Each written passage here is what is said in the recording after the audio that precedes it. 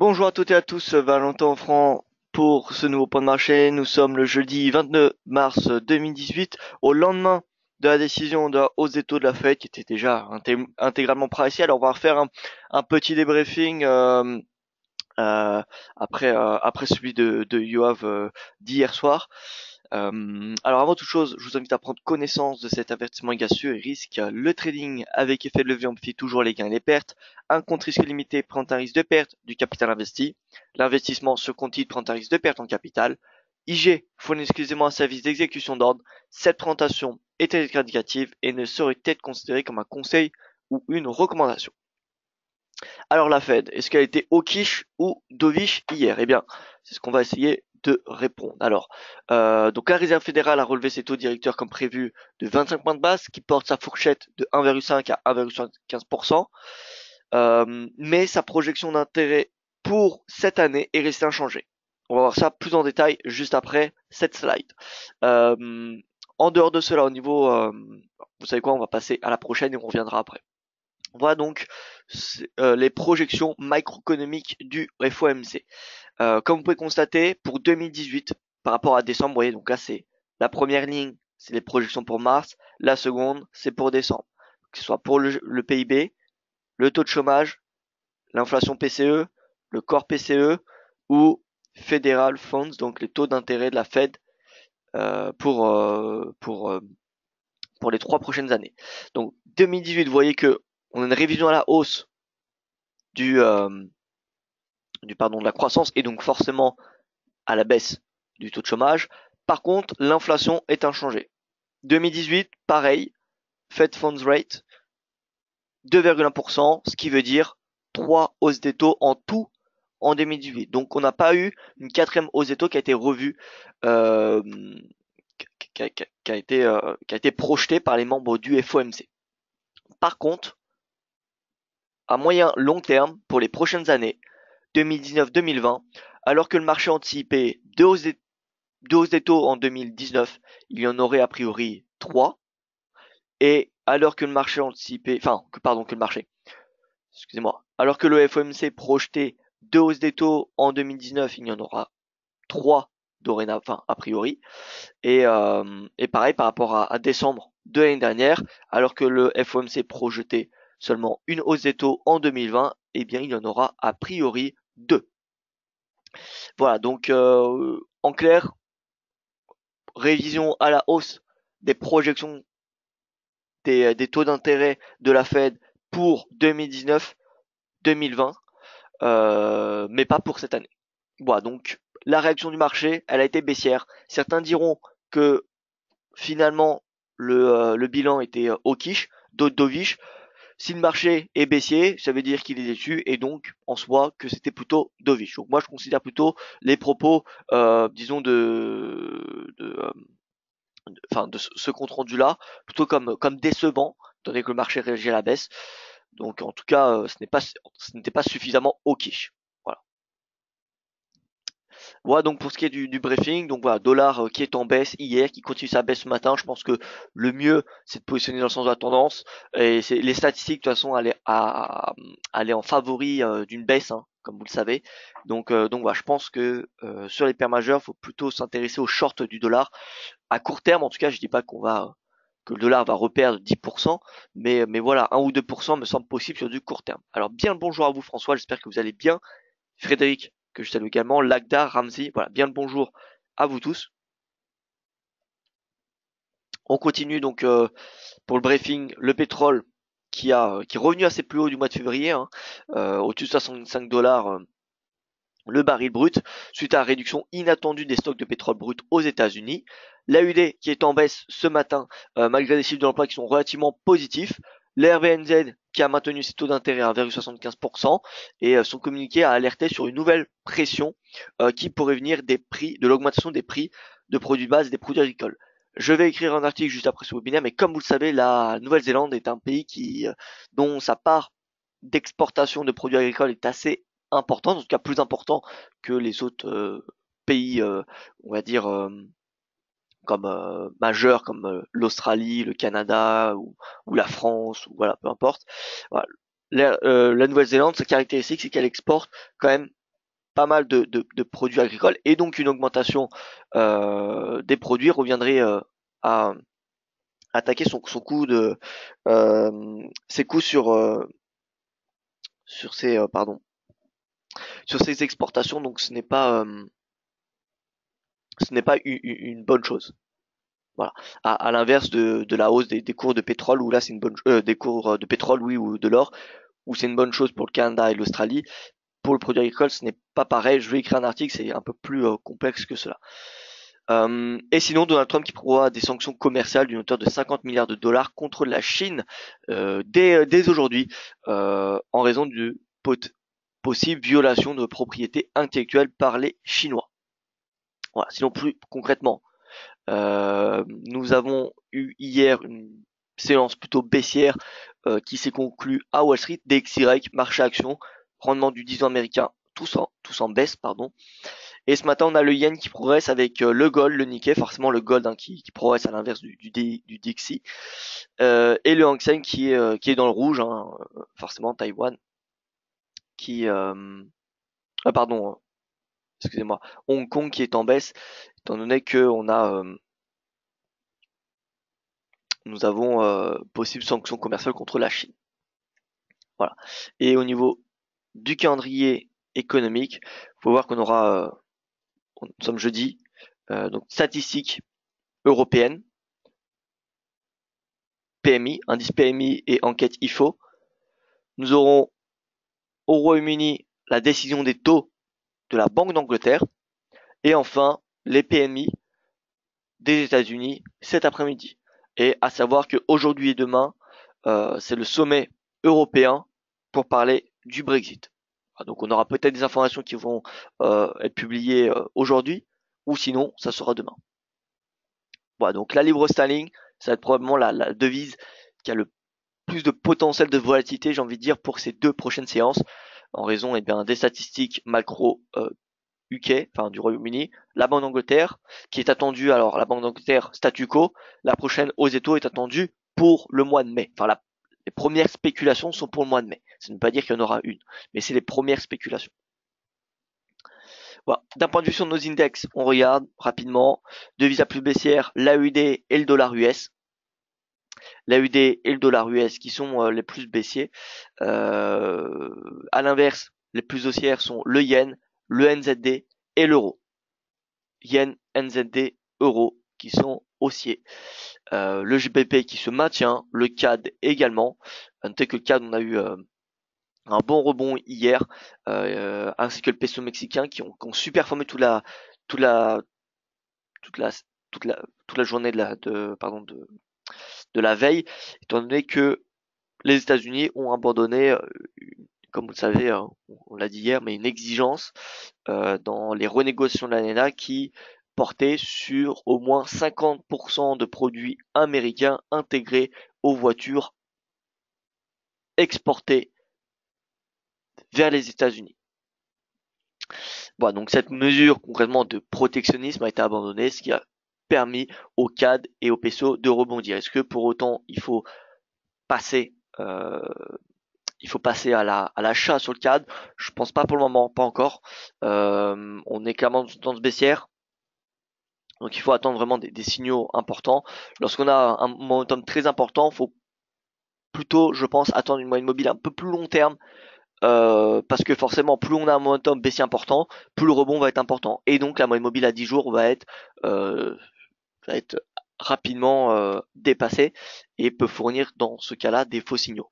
Mais lorsqu'on a des tendances avec des momentum, je dirais modérés, comme par exemple, vous voyez l'USD c'est une tendance haussière très modérée, le GBP c'est pareil, le CHF par contre c'est un peu plus baissier, mais c'est pas comparable. Le CAD c'est vraiment c'est une très forte tendance baissière.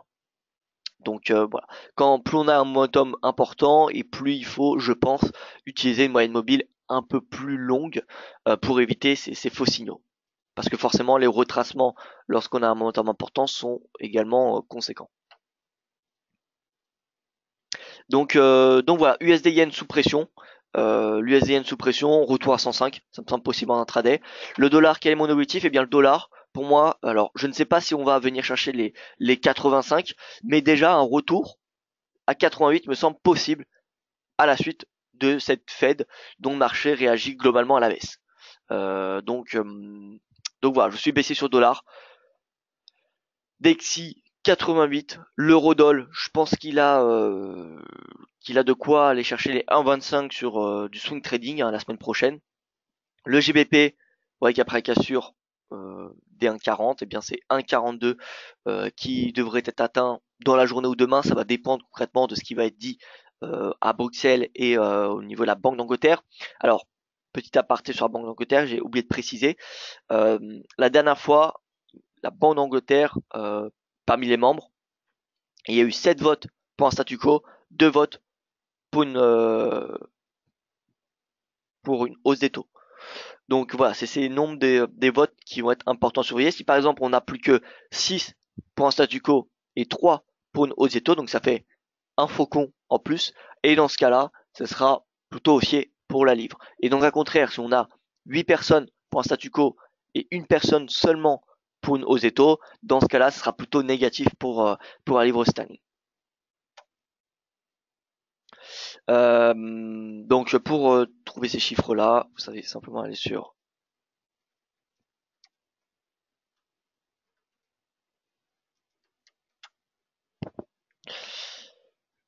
voilà, et donc on va essayer, je vais vous envoyer le lien pour que vous puissiez avoir l'information en direct. Voilà, monetary policy.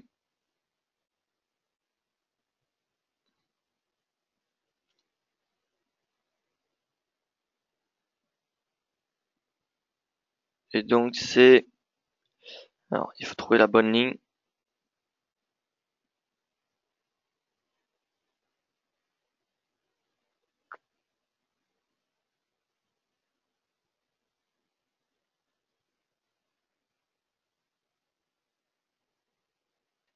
Peut-être c'est ici.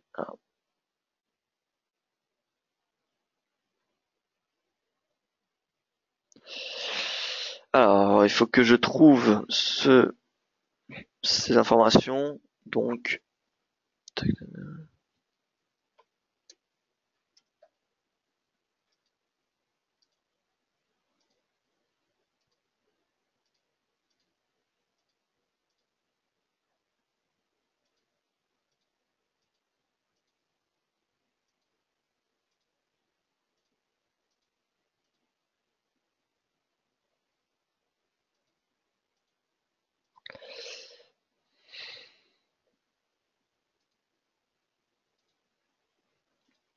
alors pourquoi je cherche tout simplement parce que la dernière fois il me semble que c'était cette personne qui s'était pour un statu quo, donc il devrait être inscrit, je pense, dans ce rapport. Bon, le mieux c'est que je vais chercher après le webinaire et je vous enverrai ça sur Twitter, les réseaux sociaux pour euh, pour vous tenir informé. Voilà, comme ça on va pas perdre de temps dans le webinaire. Donc voilà, en clair, bullish dollar, baissier dollar, excusez-moi, à l'image de nos index. Regardez le dollar qui est la devise la plus baissière avec l'AUD. Donc voilà, le dollar concrètement se paye ce matin face à quasiment l'intégralité des devises, mis à part l'AUD. Maintenant, voilà, c'est pas pour autant qu'il faut acheter toutes les paires majeures. Je pense que ceux qui ont le plus de potentiel sur du court et moyen terme sont le GBP USD, l'euro dollar. Voilà, c'est les deux devises pour moi qui ont le plus de potentiel haussier à court terme. Euh, Tout simplement parce que voilà, le yen, encore une fois, il est assez, il y a une divergence baissière sur notre yen index. Le GBP, sa tendance haussière, elle est plutôt saine. On voit qu'il n'y a pas vraiment d'excès, il n'y a pas de momentum. L'euro, c'est pareil. Regardez, donc le yen index, divergence baissière. L'euro, bon, vous voyez on n'est pas dans un excès. La tendance est haussière, vous voyez, c'est vraiment très légère, donc c'est plutôt sain. Le GBP, vous voyez, continue de retracer sa baisse du vote du Brexit. Bon, par contre, son RSI il commence à être suracheté, mais bon, on n'a pas de divergence. Et c'est pas parce qu'il est suracheté qu'il faut passer à la vente directement. Donc il y a encore un potentiel haussier selon moi. Le CHF, bon, vous le savez, ça, enfin, pour moi, ça ne se paye pas. Le NZD non plus, au vu de du statu quo de la RBNZ et de son compte rendu de la politique monétaire. Je pense pas que c'est une devise qui se paye à court terme en tout cas. Donc voilà, de ce fait, je pense que l'euro-dollar, le GBP-USD ont du potentiel sur du court et sur du moyen terme. L'euro-dollar jusqu'à 1,25, le GBP-USD, je pense qu'il peut venir chercher les 1,43 si bien évidemment on a le sommet européen à Bruxelles qui est optimiste sur le Brexit, bien évidemment. Mais à court terme, je pense que voilà, l'USD yen, c'est pas parce que le yen, il y a une divergence baissière que on peut pas l'acheter sur du très court terme. En intraday, je pense que l'USD yen a de quoi venir chercher les 105,25. Et même si par exemple le yen a une orientation un petit peu baissière, c'est pas pour autant qu'il va sous-performer le dollar.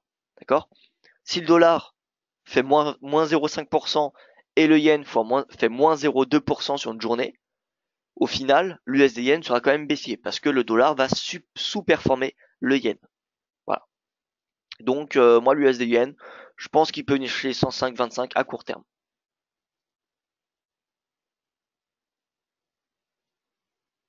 Alors, je vais venir sur les indices juste après, Catherine. Et bien le bonjour à vous, Nicolas, que je salue également. Huawei, il y a des problèmes de son. Alors, chers auditeurs et auditrices, est-ce que vous pouvez me confirmer que le son fonctionne, s'il vous plaît? Donc voilà, target pour GBPC donné. Bien le bonjour à vous également, Huawei. François, GBP décision, ISO 13 heures, sur le taux d'intérêt, prévision 0,5%. Voilà, pas de changement des taux attendus donc pour cette réunion. L'euro GBP, vous l'avez abordé. Alors non, je ne l'ai pas abordé l'euro GBP. Pour moi, l'euro GBP n'est pas très intéressant. C'est plutôt un range. Hein. Regardez, l'euro et le GBP, finalement, c'est peut-être les deux devises euh, qui consolident. Bah, en fait, c'est deux devises, oui, qui consolident sur du moyen terme. Regardez, ça fait 6 mois. Puis le mois de septembre, le cours est dans un range. Vous voyez, si on devait faire large, finalement, le cours, voyez, on prend ce plus bas, ce plus haut. Nous allons simplement l'étendre. Et là, vous voyez, le cours est globalement dans un range. Bon, il y a des zones d'excès, vous voyez, mais voilà, il n'y a pas vraiment de tendance. Alors, ce que je peux matérialiser peut-être d'un point de vue de chartisme, c'est qu'on a une oblique baissière qui vient faire pression, comme vous pouvez le constater ici. 1, 2, 3 points de contact, 4 points de contact. Donc voilà, on a dans le fond une surperformance du JBP, étant donné que l'oblique elle est baissière. D'ailleurs, si on devait peut-être l'inscrire dans un canal, on aurait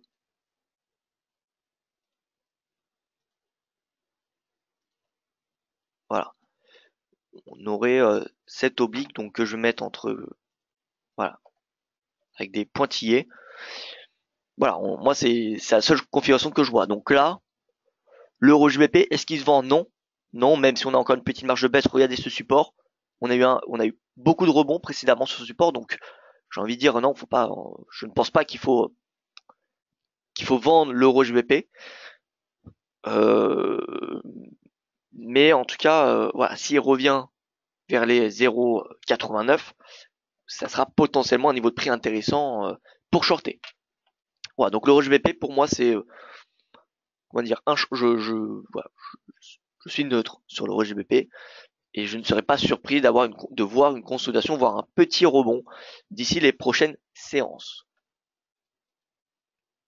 Voilà, son image ok, on me dit. Donc voilà, bon, tout marche bien, son, d'accord, bon bah c'est parfait, écoutez, le son fonctionne nickel, on me dit donc c'est parfait.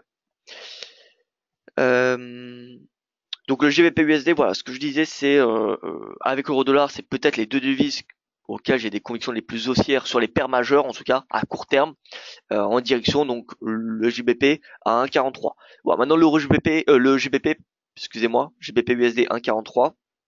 Maintenant le GBP a un risque peut-être un peu plus important étant donné que voilà, il y a la Banque d'Angleterre cet après-midi et il y a le sommet européen dont les leaders vont parler du Brexit. Donc, j'ai envie de dire qu'il y a pas plus de risques. Mais bon, qui dit plus de risques, dit plus de rendement envisageable, possible. Voilà. Mais donc voilà, l'euro-dollar, je dirais qu'il y a moins de catalyseurs à court terme. Il me semble que la prochaine réunion de la BCE, alors je ne sais plus, je vais pas vous dire de bêtises, on va regarder ça sur le calendrier. Alors, on va se mettre que les actifs forts, enfin que les annonces fortes. Donc la semaine prochaine, ouais, IPC, taux de chômage allemand, vous voyez que même la semaine prochaine, finalement, on n'a pas de BCE. Calendrier des banques centrales par banque. Donc BCE, 26 avril. Voilà, donc nous avons clairement le temps avant la BCE. Donc voilà, l'euro-dollar, je pense que dans le fond, il va progresser. Et si cette progression ne vient pas de l'euro, ça viendra grâce à la baisse du dollar qui va mécaniquement faire remonter le cours. Voilà. Donc je suis haussier sur l'euro-dollar. On passe sur les indices. Donc au niveau des paires croisées, hein, pas grand chose ce matin. On voit que le dollar, c'est clairement la devise la plus baissière avec la UD. Maintenant, est-ce qu'il faut vendre la UD? Non, je ne pense pas, étant donné que la UD, vous voyez, est sur support. Donc ça me semble un petit peu trop risqué de shorter la UD. Donc mis à part la UD, c'est l'euro qui est la plus baissière. Et de ce fait, ce matin, c'est les paires majeures qu'il faut s'intéresser et non pas les paires croisées. Donc au niveau des indices, le DAX. Le DAX, alors qu'est-ce qu'on a eu hier? On a eu une journée de baisse. On est revenu tester, comme vous avez pu le voir, 12 220. Avec ce prix clôture, c'est un niveau de prix très surveillé à court terme. Donc en une heure, vous voyez, on a un gap baissier. Néanmoins, on retrace à la hausse. On a une belle hausse. Et voilà, hein, en clair, 12 150, 12 200, niveau de support, comme vous pouvez constater. Et résistance aux alentours, vous voyez, des 12 500, 12 500, excusez-moi, 12 300, 12 350. Donc voilà, je pense que première prise de bénéfice possible à prendre vers les 12 300. Maintenant, voilà, est-ce qu'on a un catalyseur suffisant pour progresser jusqu'à ces niveaux de prix? Voilà, ça m'étonnerait du fait que déjà, on a un euro qui est bullish. Numéro 2, on a un pétrole qui, bon, certes, a beaucoup progressé hier, mais vous voyez que ce matin, on a une nette correction. Regardez le brut et le Brent, on a, si on se met en journalier, vous voyez que ça corrige. Bon, ça corrige légèrement, mais bon. Voilà, le DAX, le CAC, l'Eurostoxx, moi, le seul point positif, c'est que, enfin, seul argument qui me dit que le CAC et le DAX va progresser, c'est parce que hier on a eu une baisse en amont de la Fed et que ce matin nous avons eu une hausse finalement sur les marchés actions. Nous avons une hausse sur les marchés actions sur la séance asiatique. Donc voilà, je pense que ce petit appétit pour risque va continuer. Et donc le DAX, voilà, 12 003 me semble possible. Le CAC, regardez en journalier le CAC. Vous voyez ce support à 5220 est quand même, regardez, clôture. Donc on a pu le tracer grâce à la clôture du mardi 13 mars. Rebond dessus. Clôture lundi. Rebond le 20. Mardi, pardon. Mercredi, donc hier, retour et clôture à ce niveau de prix. Donc voilà, 5220. C'est un pivot hein, finalement très important. Et donc moi je pense que le CAC peut progresser jusqu'à 5256 en intraday. Voilà, 5256 en intraday me semble possible.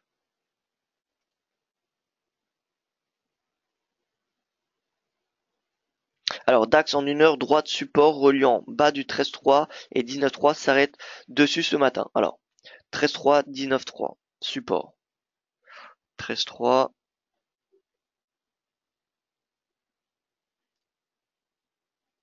19.3, alors oui exactement, regardez. On a cet oblique également qui fait office de support, voilà.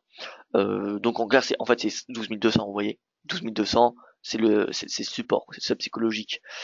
Donc 12 200 se paye pour viser, je pense, oui, voilà, 12 300, pourquoi pas 12 350 à court terme. Pour le moment, est-ce qu'on a des catalyseurs pour que le DAX, le CAC dépassent leur précédente résistance? Donc le DAX est à 12 500 et le CAC à 5 300.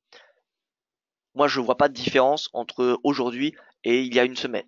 Voilà, il n'y a pas de changement vraiment sur le plan fondamental, politique. il y a toujours cette pression d'un point de vue guerre commerciale, même si on n'a pas de guerre commerciale encore. Voilà, le marché attend les prochaines étapes, prochaines décisions, que ce soit du côté de l'Union européenne ou du côté des États-Unis concernant les tarifs douaniers. Voilà, donc pour moi, il n'y a pas de changement sur l'analyse fondamentale ou macro dans la zone euro.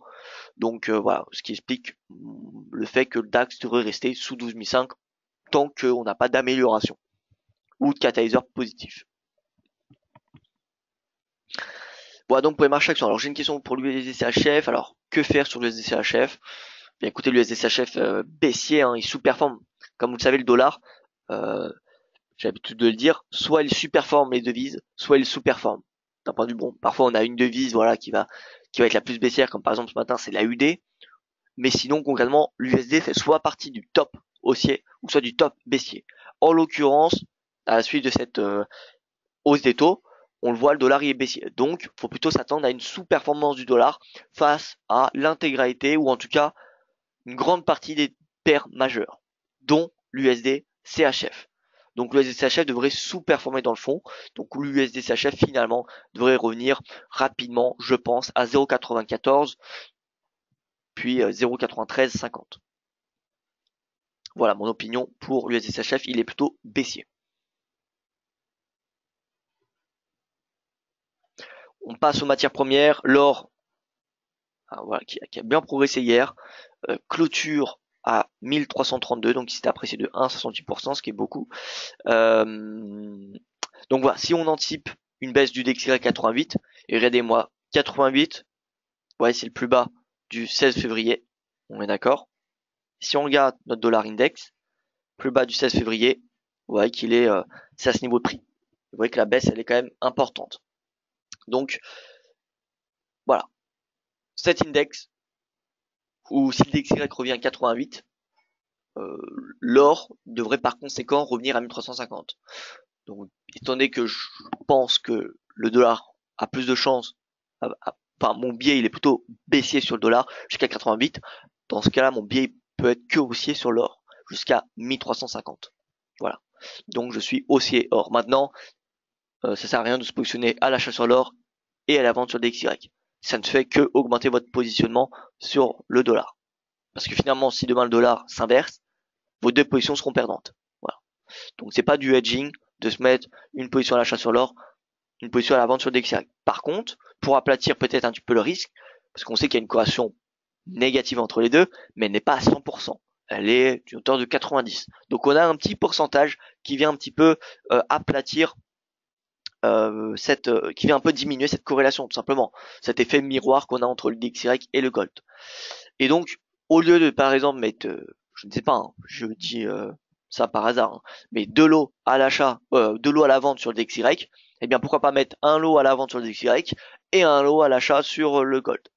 Voilà, ça peut être un moyen d'un petit peu de très légèrement, je dis bien très légèrement, à hauteur de 10%, parce que la corrélation entre gold et DXY, c'est sur du long terme, moins 0,90. Donc on a une marge de 0,10 pour que la corrélation soit totalement à 100% négative. Donc voilà, pour un tout petit peu, je dis bien un tout petit peu aplatir le risque, pour diminuer un petit peu ce risque, bien pourquoi pas, voilà, splitter votre position en deux, mettre une position à l'achat sur l'or, une position à la vente sur DXY, par exemple. Voilà. Mais en clair, ça ne sert à rien de mettre deux fois plus de risque sur le dollar. Ça sert à rien de mettre une position standard sur l'or à l'achat et une position standard à la vente sur le dollar. Ça reviendra à vous exposer deux fois sur le dollar. Ouais, brut et Brent, est-ce qu'il y a des catalyseurs qui justifieraient un nouveau plus haut? Moi, pour le moment, je n'en vois pas. Donc, voilà, je pense que on va avoir une belle prise de bénéfice du Brent sous les 0,71 dollars et le brut sous 66,50. Voilà, donc pour moi, je passe neutre sur le pétrole. En tout cas, notez que l'objectif, le scénario d'achat 60 pour viser les 64 dollars. Bon, on aurait pu viser un petit peu plus haut, mais déjà, c'était très bien. Voilà, on peut toujours faire mieux de toute façon. Si on cherche à chercher l'erreur en trading, je pense, c'est d'essayer de chercher le point le plus bas et le point le plus haut. Je pense que c'est la pire erreur, enfin, une des pires erreurs de trading à faire. C'est vraiment essayer de chercher le point d'entrée parfait, le point de sortie parfait. Au final, nous pouvons jamais l'avoir, ou alors lorsqu'on l'a, c'est clairement de la chance. Hein. On peut pas, voilà, c'est clairement de la chance. Donc voilà, en tout cas, on avait un bon scénario aussi sur le pétrole, bonne stratégie de range et voilà. Bonjour, le gap sur le DAX à 12 390 peut-il être comblé rapidement? Merci.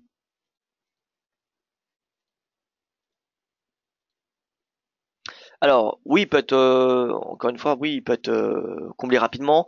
Moi, mes arguments positifs pour ce matin sur les indices européens, c'est le fait qu'on a eu les indices asiatiques qui ont globalement clôturé dans le vert. Et voilà, on a une petite hausse, on a eu une belle hausse du pétrole hier que probablement le marché n'a pas totalement intégré. Je suis sûr que si on regarde les indices sectoriels ce matin, ceux qui doivent superformer, alors je vais m'enseigner à la fin du webinaire, mais ceux qui doivent superformer, ce doit probablement être ceux du gaz et du pétrole. Donc le marché n'a probablement pas totalement intégré au prix, euh, comment dire, cette hausse du pétrole. Voilà. Sinon, voilà, c'est mes deux seuls facteurs qui justifient une hausse sur les indices européens. Et donc oui, 12 390, je pense qu'il sera comblé. De toute façon, l'objectif sera un retour à 12 300. Pardon, le gap, je pense que vous vouliez dire 12 290 le gap. Hein. Parce que 12 390, il n'y a pas de gap. Hein. Ah, ou alors celui-ci.